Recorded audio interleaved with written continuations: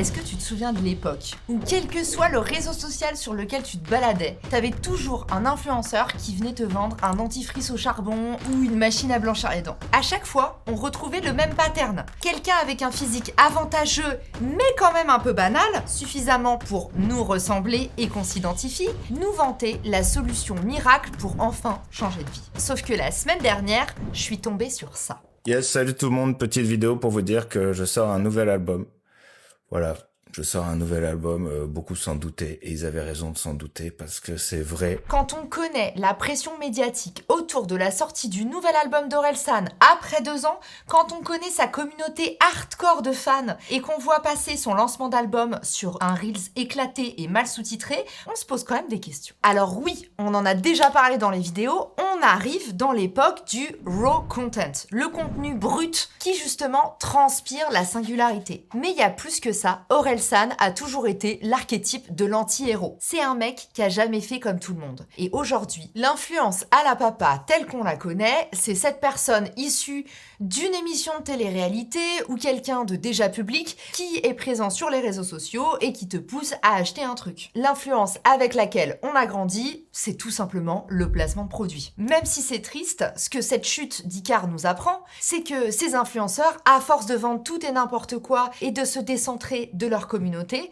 ont fini par se brûler les ailes avec du placement produit malvenu. Au bout de 2-3 publicités mal placées, les gens se sont désintéressés et surtout, on arrive dans l'époque de la crise de confiance où tout le monde a bien compris que la moitié des publications de ces influenceurs sont sponsorisées. Résultat, on fait plus confiance à la voisine de palier qu'à Jean-Phi de la télé-réalité, même si on a l'impression de le connaître. Et tout ça, ça laisse la place à quelque chose de nouveau. Et même, ça te laisse ta place à toi qui veux te lancer sur les réseaux. Et si je t'ai montré cette vidéo d'Orelsan, c'est pas par hasard. C'est parce que c'est un bon cas d'étude de ce à quoi va ressembler l'influence qui fonctionne demain. Si t'as regardé cette vidéo, tu sais que l'engagement tapageur est fini.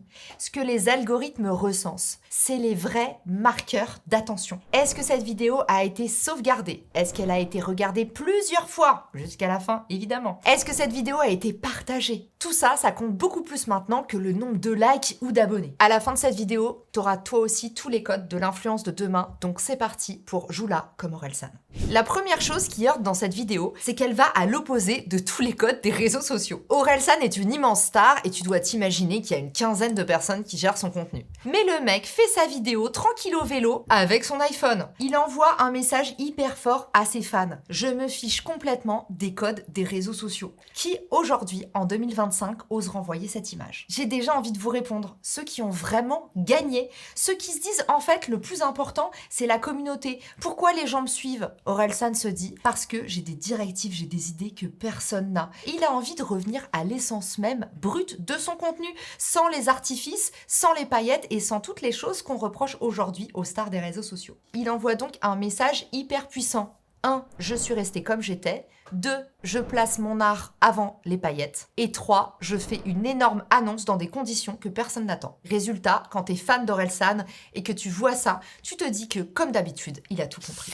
Je t'interromps une mini-seconde pour te donner un bon plan pour te développer. Les impôts, tu les détestes et pourtant, ça pourrait être un super levier pour ton business. Sur Akazi, tu peux optimiser ta fiscalité sans te ruiner, à partir d'une centaine d'euros par mois. C'est un outil clé en main qui va te faire gagner du temps, autant sur ta comptabilité que sur tes déclarations d'impôts, ton optimisation fiscale. Tu peux le connecter directement avec ta banque, tu peux gérer tout au même endroit, au même moment. Et le mieux dans tout ça, c'est qu'il gère tout pour toi. Rendez-vous sur akazi.io ou clique sur le lien en commentaire, tu m'en diras des nouvelles. Bon épisode.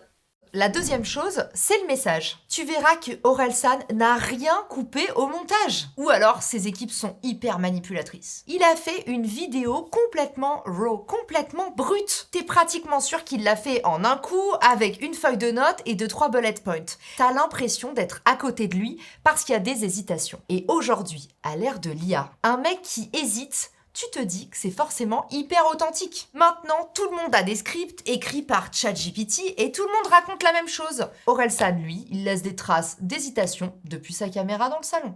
La troisième chose intéressante dans cette vidéo, c'est qu'elle ne répond à aucun code. La commercialisation Orelsan sans balance. C'est la figure de l'anti-vendeur. C'est celui qu'on rêve d'acheter. Celui qui n'a pas un truc à nous vendre absolument, mais qui nous dit « j'ai fait ce truc-là, je pense que ça va vous toucher ». En nous racontant de façon décousu, qu'il faut regarder le film pour comprendre l'album, mais que voilà, il va pas tout nous dire là, eh ben, c'est une masterclass de vente en elle-même, parce qu'il est en train de nous upsell, de nous vendre 2 choses pour le prix d'une, tout en ayant l'air hyper naturel. Donc tu l'as compris, l'influence cette année, c'est du contenu brut hyper authentique, un message remis au centre et qui se fiche d'être parfait, et enfin, un format qui n'est pas attendu, scripté et calculé. Et ça, c'est exactement ce que tu dois faire pour ton business.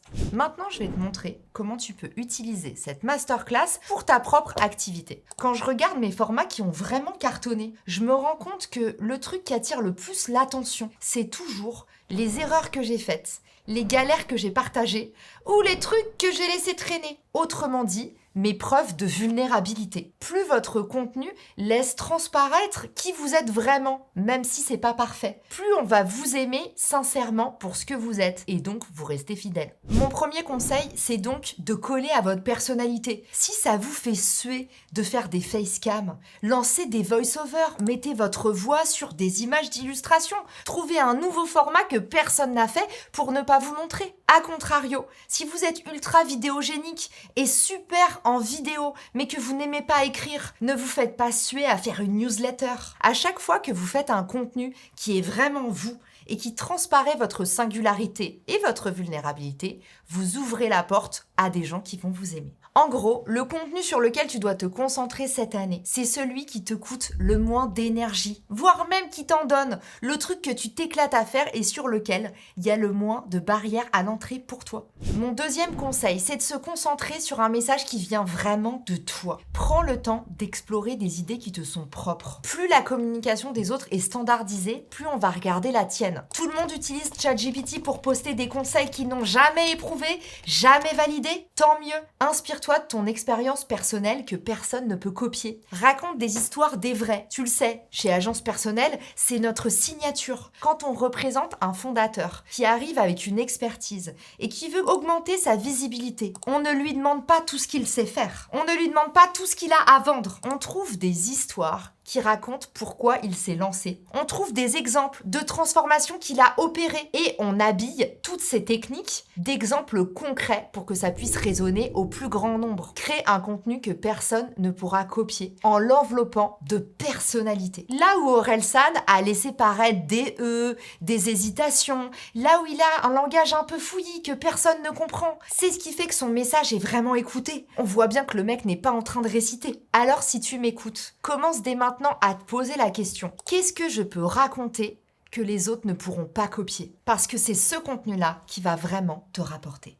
La troisième règle, tu te souviens, c'est casser les codes. On n'a pas envie d'un truc trop attendu, trop prévisible, surtout à l'heure où tout est tout le temps trop marketingment calculé. Alors, arrive là où personne ne t'attend. Je te donne un exemple. En ce moment, ce qui cartonne, c'est les événements hybrides. Les DJ sets dans les boulangeries à Paris. Tu te dis sûrement que ça n'a ni queue ni tête. Mais en fait, tout le monde en parle. Parce que c'est ce que j'appelle du contenu ovni. Personne ne l'a jamais prédit. Alors c'est toi qui dois le faire. Dans ton activité, pose-toi la question, qu'est-ce que tu pourrais faire de plus what the fuck cette année? Si t'as vu mon épisode avec Louis Marty, tu te souviens qu'il a peint la Tour Eiffel à ses couleurs. Va chercher des choses farfelues au lieu d'aller tout le temps piétiner la même terre battue. Là où tout le monde est trop passé, tu ne pourras jamais te différencier.